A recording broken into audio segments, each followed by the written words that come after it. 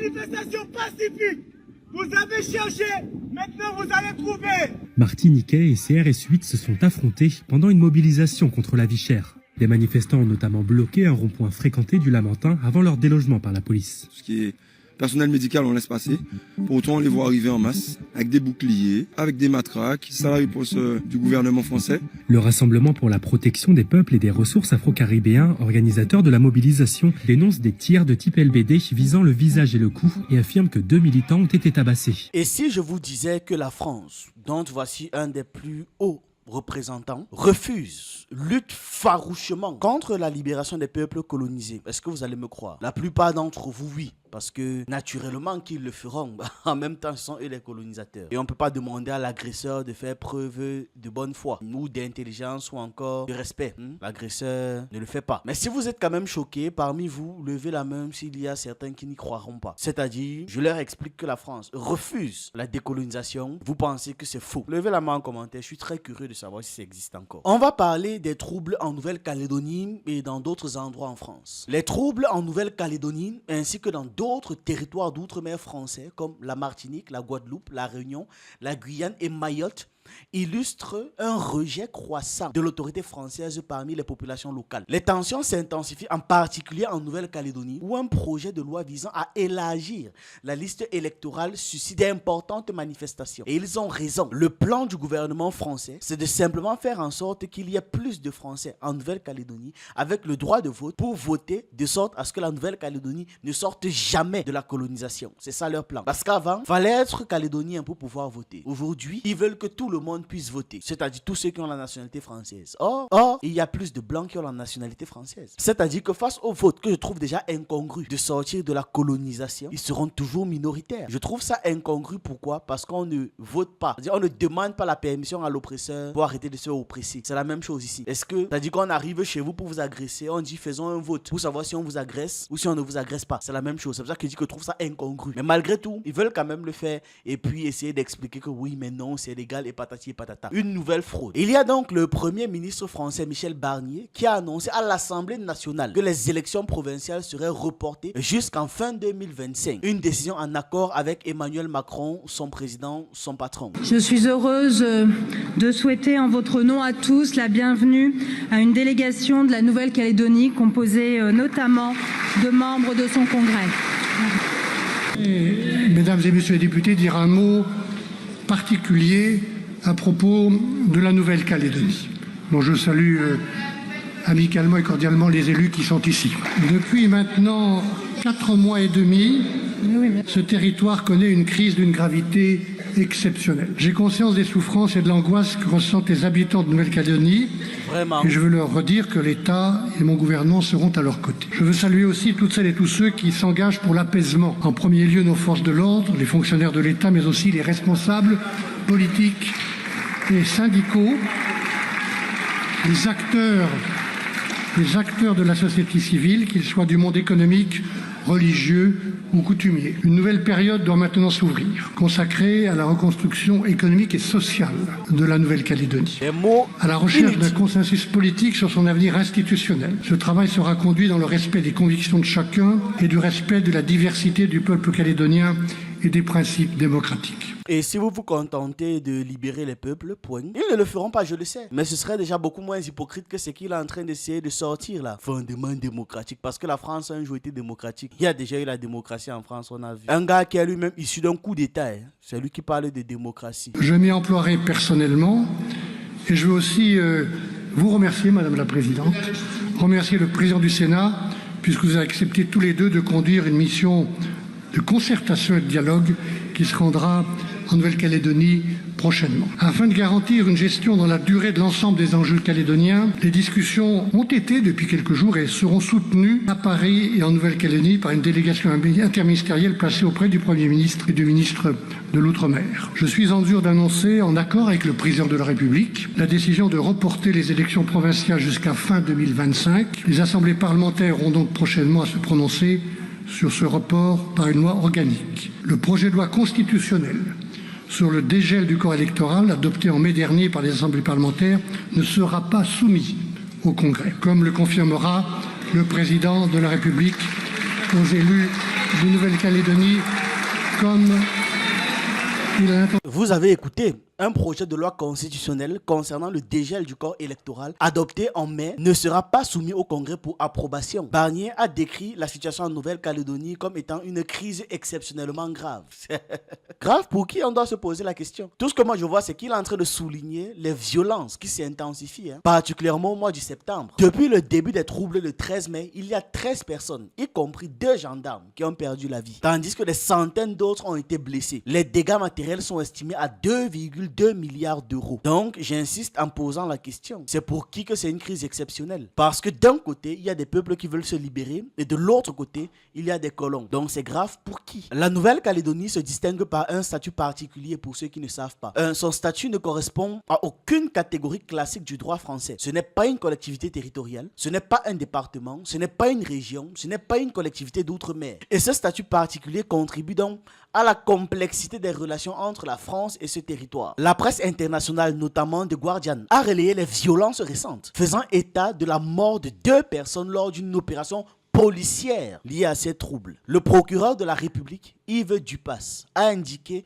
que les forces de sécurité françaises présentes en mission d'observation ont ouvert le feu après avoir été menacés par un groupe d'individus armés. Armés de quoi? De bouteilles cassables, de bâtons, de pilons. Armés de quoi? C'est important de préciser ce genre d'informations. Ils étaient armés de quoi?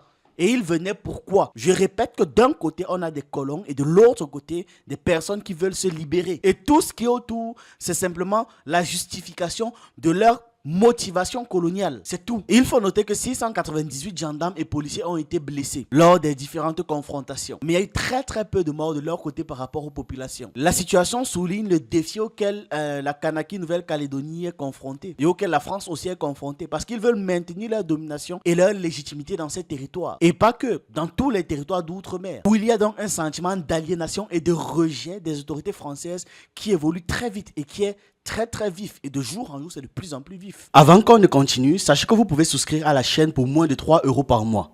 Aussi, pour ceux qui veulent se lancer sur YouTube, nous avons une formation très explicative des méthodes les plus efficaces. D'ailleurs, j'ai créé une nouvelle chaîne YouTube appelée Le Jeune Initié où on parle de spiritualité. Tous les liens sont en description. Merci de participer à la croissance en mettant un like à cette vidéo. Revenons au sujet.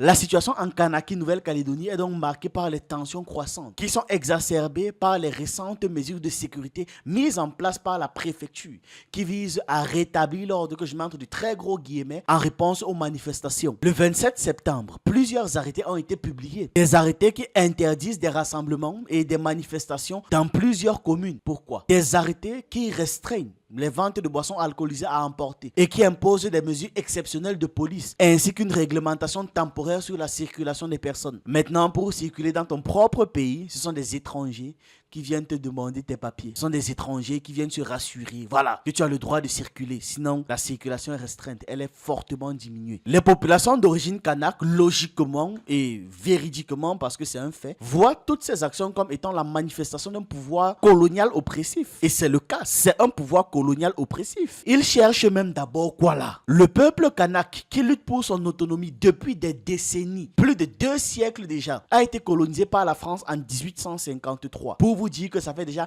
171 ans de trop. La citoyenneté a été accordée aux Kanaks seulement en 1957. Et les listes électorales sont un stratagème pour renforcer la marginalisation des peuples Kanaks, des peuples autochtones. Ce n'est qu'un stratagème, rien de plus. La violence a éclaté le 13 mai 2024 en réponse à cette tentative de modification constitutionnelle. Et ça a entraîné la mort de beaucoup de gens. On te parle de 13 Kanaks. Et seulement lors des opérations de forces armées françaises. En juin 2024, une opération de police a conduit à l'arrestation de 11 Kanaks, dont plusieurs personnalités indépendantistes qui ont été transférées en détention à la capitale, c'est-à-dire à Paris, dans l'Hexagone. On parle des indépendantistes qui se battent pour leur peuple. L'association appelée Suivi, qui se bat contre la néocolonisation française en Afrique et dans d'autres territoires comme la Nouvelle-Calédonie, dénonce donc un sabotage délibéré du processus de décolonisation par les Français. Est-ce que ça surprend quelqu'un? La France ne vit et ne survit aujourd'hui que par la colonisation. Elle dépend entièrement de la colonisation. Ça vous surprend? Ça vous choque vraiment quand je le dis? L'association a rappelé à la reconnaissance de la Nouvelle-Calédonie comme étant une colonie française d'abord, soulignant les 171 ans d'occupation marqués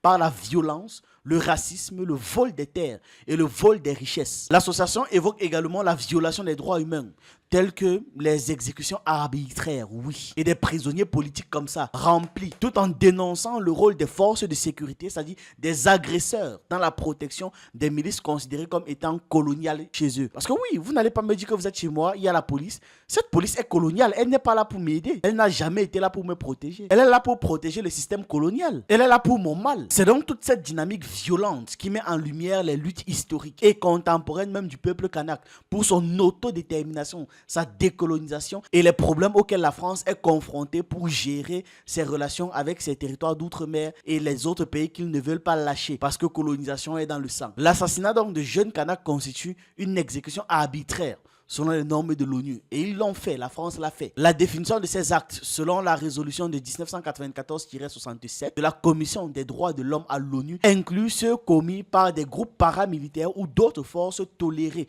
par le gouvernement. Donc, la France n'a pas sa place là. Ce que la France fait là, c'est criminel. Les manifestations de Nouvelle-Calédonie sont portées par les représentants autochtones inquiets de leur survie et de la marginalisation politique dont ils sont victimes. Surtout si le droit de vote est élargi aux populations européennes récemment installées dans le pays pour pouvoir les empêcher de se libérer par le vote, que je trouve toujours incongru. J'insiste là-dessus. La Nouvelle-Calédonie revêt une importance stratégique pour la France, non seulement à raison de son rôle dans la région de l'Asie-Pacifique, mais surtout à raison de ses richesses. Parce qu'il y a de grosses réserves de nickel essentielles pour l'économie française. Déjà qu'ils ont perdu l'uranium du Niger et vous avez vu en à peine 3 mois, la France a perdu 400 millions d'euros en 3 mois. Et c'est eux qui criaient que non, ils n'en ont pas besoin. Le Niger, c'est une petite partie de leurs fournisseurs, etc., etc. Les tensions donc et les manifestations ne se limitent pas à la Nouvelle-Calédonie, mais s'étendent vraiment dans tous les autres territoires d'outre-mer. En Martinique, par exemple, il y a des manifestations récentes contre l'augmentation des prix. Manifestations qui ont entraîné des affrontements avec la police qui ont blessé plusieurs agents et des civils. Les manifestations pacifiques, vous avez cherché, maintenant vous allez trouver. Martiniquais et CRS 8 se sont affrontés pendant une mobilisation contre la vie chère. Des manifestants ont notamment bloqué un rond-point fréquenté du Lamentin avant leur délogement par la police. Ce qui est personnel médical, on laisse passer. Pour autant, on les voit arriver en masse, avec des boucliers, avec des matraques. C'est la riposte du gouvernement français. Le Rassemblement pour la protection des peuples et des ressources afro-caribéens, organisateur de la mobilisation, dénonce des tirs de type LBD visant le visage et le cou et affirme que 2 militants ont été tabassés. Le président du RPP-RAC a par ailleurs été blessé à la cuisse après avoir chuté sur un grillage, selon une source policière à l'AFP. 11 policiers ont été blessés, selon la préfecture. C'est l'une des premières confrontations entre la population et cette unité depuis son arrivée le 21 septembre 2024 suite à des violences urbaines. La CRS avait été chassée de l'île par les élus martiniquais en 1959 après une répression à balles réelles de révoltes urbaines, tuant 3 jeunes. Depuis fin août 2024, les Martiniquais manifestent contre la vie chère. L'alimentaire y coûte en moyenne 40% de plus que dans l'Hexagone, un écart de prix qui ne fait qu'accroître depuis plus de 10 ans. Toujours des stratagèmes pour faire de nous des gens de plus en plus pauvres. C'est-à-dire les choses en France ont leur prix. En Martinique, là où l'argent est plus difficile même à trouver, là où il y a moins d'opportunités, c'est 40% plus cher. 40% plus cher. Ils auront toujours des excuses. Qu'est-ce qui fait en sorte que les prix ne soient pas pareils? Voilà, pas d'explication, ou bien on va te sortir des trucs fumeux, foireux. 40% plus cher. Ils vont même expliquer que non, ils n'ont pas de raison de se fâcher. Mal à comprendre ça, on va vous démontrer qu'on est chez nous, d'une manière ou d'une autre. Vous n'êtes pas prêts. Vous n'êtes pas prêts. Aujourd'hui, c'est lundi. Si vous êtes déterminés, faites. Faites et on va vous montrer. Faites. Faites et on va vous montrer de quoi on est capable. Essayez. Essayez seulement. Essayez. Vous n'avez connu aucune autre détermination que celle qu'on a là. Cette détermination-là, elle est capable de tout. Essayez. Essayez. On est chez nous ici. On est chez nous ici. On est pacifique. Derrière, il y a des travailleurs pacifiques avec leur engin de travail qui sont en train de dire non à un gouvernement et une grande distribution criminelle. Les criminels sont de l'autre côté. C'est les criminels qui vous poussent.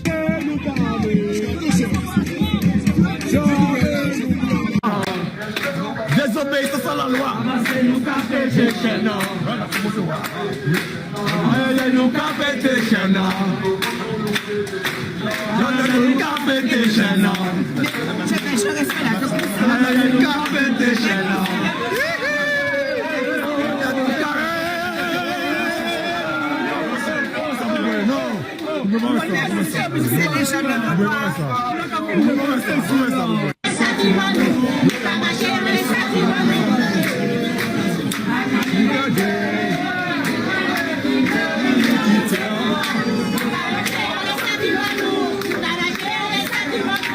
Il y a un contingent de gendarmes, comme vous avez pu le voir, qui a été envoyé par Paris pour maintenir l'ordre, que je mets une fois de plus entre de gros guillemets. Le mouvement indépendantiste martiniquais revendique un transfert du pouvoir fiscal aux élus locaux et non plus que ce soit décidé en France. Et ça ne s'arrête pas à la Martinique. Mayotte est en proie à des émeutes continues dues à des difficultés économiques et à une pénurie d'eau. En Guadeloupe, il y a des mesures telles qu'un couvre-feu pour les mineurs qui ont été mises en place suite à des émeutes. Il y a aussi eu des émeutes. À La Réunion, il y a eu des affrontements entre clans, ce qui a dégénéré en combat de rue. Ça a donc exacerbé les préoccupations économiques, parce que les gens ne vont pas dans la rue pour rien. Tandis que la situation en Guyane, de son côté, est marquée par un mouvement indépendantiste qui appelle à un processus de décolonisation. Rappelant que ce territoire figure toujours actuellement, au moment où vous êtes en train de regarder cette vidéo, sur la liste des territoires colonisés établi par l'ONU. Donc, c'est un territoire qui est encore à décoloniser. C'est encore établi, hein? Donc, toutes ces manifestations dans les territoires dits d'outre-mer reflètent un mécontentement général face à la gestion coloniale donc, et aux inégalités persistantes,